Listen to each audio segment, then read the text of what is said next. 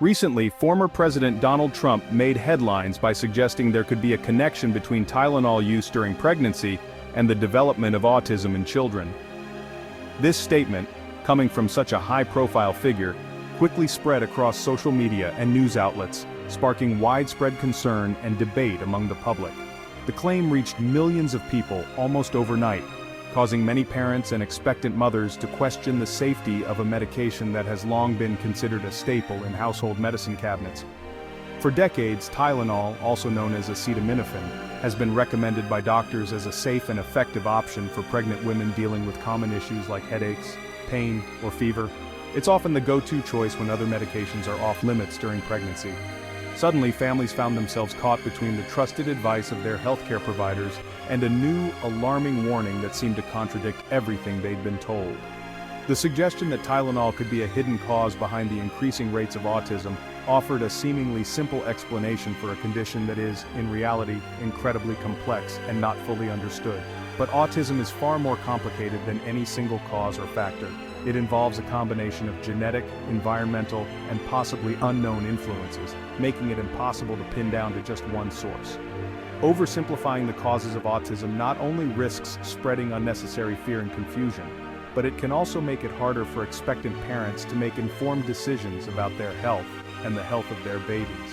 Imagine being pregnant, experiencing pain or fever, and suddenly doubting whether you can trust the medication your doctor has always said is safe. The anxiety and uncertainty can be overwhelming. This kind of confusion can lead some women to avoid taking necessary medications altogether, potentially putting both their own health and their baby's well-being at risk if symptoms go untreated. The debate quickly escalated into a clash between political statements and decades of scientific research and medical evidence, leaving the public caught in the crossfire. In the end, families were left in the middle, unsure whom to trust or where to turn for reliable guidance, as the conversation around Tylenol and autism continued to unfold. In response to growing concerns, leading scientists and doctors quickly stepped forward to reassure the public and provide much-needed clarity. They emphasized that, at this time, there's no solid evidence linking Tylenol use during pregnancy to autism in children. The available research does not support a direct connection, and many experts agree that the data is inconclusive. Major medical organizations, including respected health authorities, have pointed out that the existing studies on this topic are weak and cannot prove cause and effect. These studies often have limitations, such as small sample sizes or confounding factors, making it difficult to draw firm conclusions. Experts like Dr. Helen Tager-Flusberg have warned against unnecessary panic, reminding the public that any possible risk, if it exists at all, is likely to be very small and remains unproven. She and others urge people to keep perspective and not jump to conclusions based on incomplete information. The scientific community strongly urges parents and expectant mothers to base their health decisions on strong, well-established evidence, not on alarming headlines or political claims that may not be rooted in science. Tylenol's manufacturer echoed these points, highlighting the medication's long-standing safety record and its widespread use over decades. They reiterated that acetaminophen, when used as directed, is considered safe by regulatory agencies worldwide. Doctors also stressed that untreated high fevers during pregnancy can be dangerous for both mother and baby. The benefits of acetaminophen for reducing fever and managing pain are well documented, and it remains the recommended choice for many pregnant women. Avoiding necessary treatment out of fear could actually cause more harm than the unproven risks being discussed. It's important not to let anxiety override sound medical advice. The united message from the medical community is clear: trust your healthcare provider, not rumors or speculation. Medical advice should always come from those who study these issues and have the expertise to interpret the evidence, not from public figures or celebrities who may not have the necessary background. In matters of health, expert consensus and scientific evidence are our best guides. Listening to professionals ensures the safest choices for you and your family. Autism diagnoses have increased, but not because of a new environmental threat or a single medication. The main reason is better recognition and broader definitions of autism. In the past, many autistic individuals were misdiagnosed or overlooked. Improved awareness means more people are correctly identified and supported.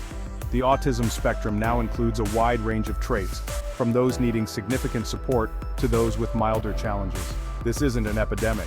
It's progress in understanding and inclusion.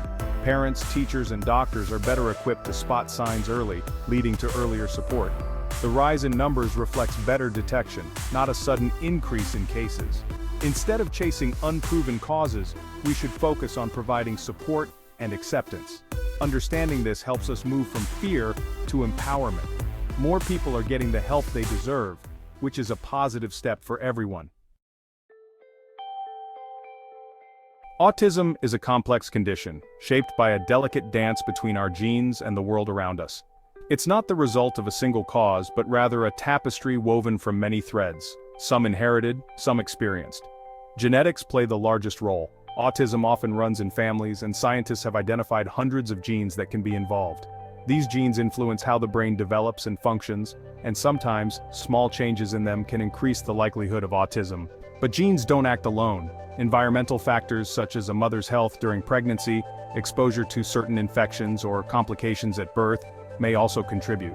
However, these factors usually only have an effect when combined with a genetic predisposition, making the picture even more complex. The idea that a single factor, like taking Tylenol during pregnancy, could cause autism oversimplifies the science and can lead to unnecessary worry. Experts agree. Genetics are far more significant than any unproven environmental risk. The vast majority of research points to inherited factors as the primary influence. Even if a small risk from medication existed, it would be tiny compared to the overwhelming influence of genetics. It's important for families to understand that most environmental risks are either unproven or have only a minor effect. Searching for a single cause ignores the intricate interplay of biology, environment, and chance. Autism arises from a combination of many factors, not a single event or choice. This understanding helps families move away from blame and guilt, and instead focus on providing support, encouragement, and love to their children. Autism is not caused by something a parent did or didn't do. It's not the result of a single action or decision, but a complex interplay of many factors. Knowing this can be freeing for families, allowing them to let go of self-blame and focus on acceptance, understanding, and building a loving environment for their child. Researchers continue to study how genes and environment interact, hoping to unlock new insights and develop better ways to support autistic individuals and their families. The real answer is complex, not a simple villain. By embracing this complexity, we can move forward with compassion, knowledge, and hope for the future. Despite recent controversy, official medical advice remains unchanged.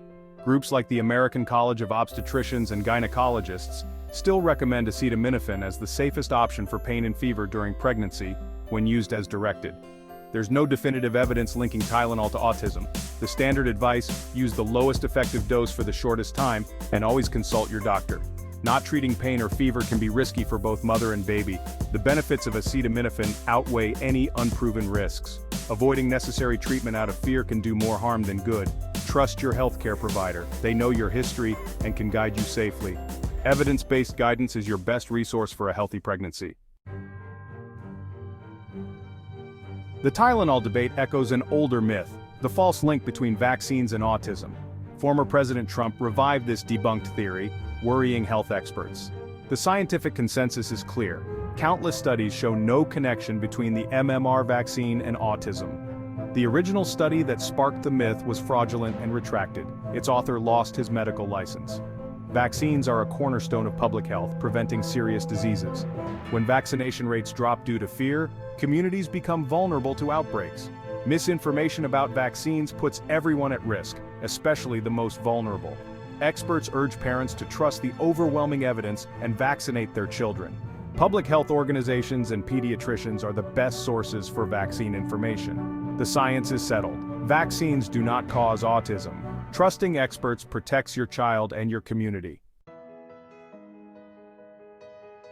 Amid debates about causes, there's hope in new therapies for autism. Leucovorin, a form of folic acid, has shown promise in small studies for improving speech in some autistic children with specific metabolic conditions. Experts like Dr. Tager Flusberg urge caution. The research is early and limited. Science moves slowly to ensure treatments are safe and effective. Promising therapies must be thoroughly tested before being widely recommended.